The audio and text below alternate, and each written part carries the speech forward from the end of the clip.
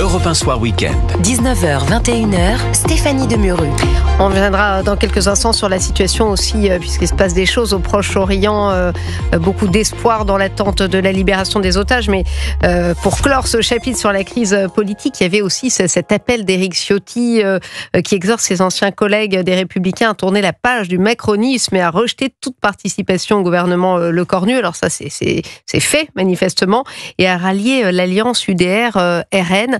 C'est vrai, Charlotte Dornelas, que la séquence n'est pas vraiment probante pour les LR qui sortent fracturés, divisés. Séquence très compliquée pour Bruno Retailleau, qui avait quand même une certaine cote et qui se retrouve un petit peu dans une situation difficile. Est-ce que l'appel de Éric Ciotti a des chances finalement d'être entendu ? À mon avis, là, pour le coup, ça se fera au cas par cas. C'est comme l'étude des textes.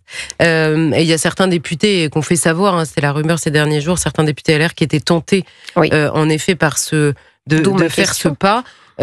Écoutez, ça fait 8 ans qu'Emmanuel Macron est président de la République. Et ça fait 8 ans qu'on explique que ça va permettre une clarification au sein des Républicains, puisque c'est un secret de polichinelle qu'au sein de la famille des Républicains, il y a des gens qui penchent plutôt vers Emmanuel Macron et des gens qui penchaient plutôt vers une alliance avec le Rassemblement national si une alliance devait être faite. Bruno Retailleau a participé au gouvernement à plusieurs gouvernements même avec Emmanuel Macron comme président, en expliquant qu'il y avait une distance, mais qu'en même temps c'était pas une cohabitation. Il a quand même avalé beaucoup de couleuvres politiquement pendant cette année-là, en expliquant qu'il était là essentiellement pour faire barrage à la gauche. Bruno Le Maire a été la couleuvre de trop, ça en a étonné plus d'un qui choisisse cette couleuvre-là, on va dire. Oui. Mais c'est ainsi. Et depuis une semaine, on voit en effet le président du parti dire une chose, le patron des députés en dire une autre, les députés au milieu avoir des lignes un peu différentes. Envie de retourner aux urnes, c'est sûr, et à refaire campagne. Et les sénateurs dire encore autre chose. Forcément, on voit qu'il y a des dissensions. Alors il y a des intérêts évidemment, mais même sur le fond. Il y a des députés et des sénateurs qui ont été agacés par cette proximité. Vous allez me dire, j'ai dit il y a des intérêts et des convictions.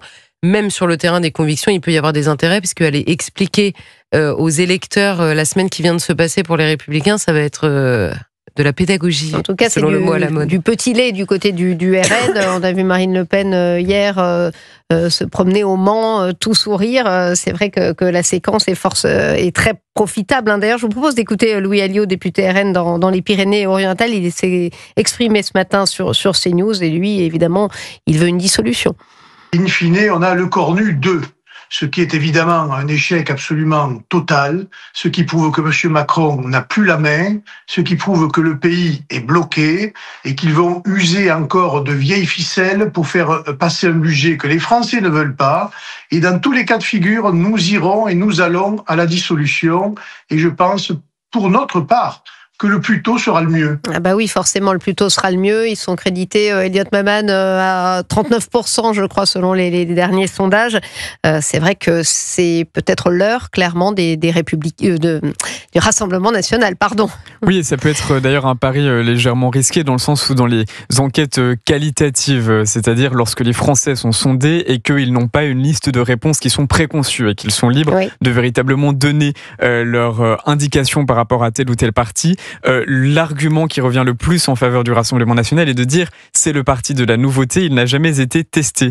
Et donc, si il devait en effet y avoir une dissolution au terme de laquelle le Rassemblement national gagnait un nombre important de sièges parlementaires et que même il était invité à former un gouvernement, ça pourrait ensuite lui être plus ou moins défavorable en vue d'un scrutin présidentiel à venir, puisque dès lors, les Français pourraient en partie les rendre comptables, responsables de la situation économique dans laquelle ils sont dans le pays. Et donc ensuite faire une espèce de vote sanction.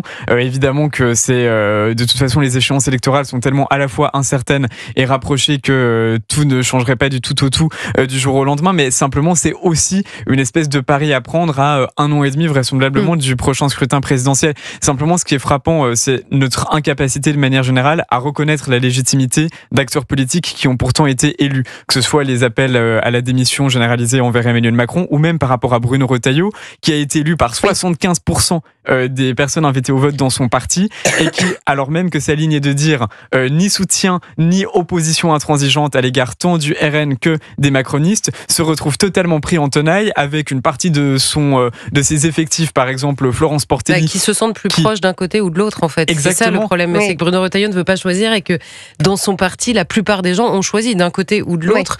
Mais c'est ça le problème. Et par ailleurs, sur la question de l'élection, du respect de l'élection, c'est-à-dire que moi, je pense que la question de la démission d'Emmanuel Macron se pose pas du tout sur le terrain du respect de l'élection. Tout le monde respecte la légitimité qu'on accorde à ceux qu'on a élus. Oui, mais je pense que la question se pose pas du tout sur ce terrain-là, puisque tous les gens qui appellent à la démission d'Emmanuel Macron l'ont jamais fait pour qui que ce soit d'autre comme élu, et certainement pas un président de la République, et qu'ils le justifient tous par le blocage qui est objectif aujourd'hui. Donc c'est un appel qui est particulier. Par ailleurs, Emmanuel Macron serait plus légitime à réclamer qu'on respecte son mandat jusqu'à la fin si lui-même ne triait pas entre les gens qui avaient été élus au moment de discuter de l'avenir de la France. Il est trop occupé à voyager, ma chère Charlotte. Non, mais quand il a reçu les partis, il a décidé que les deux qui avaient obtenu le plus de voix, LFI et le RN... non.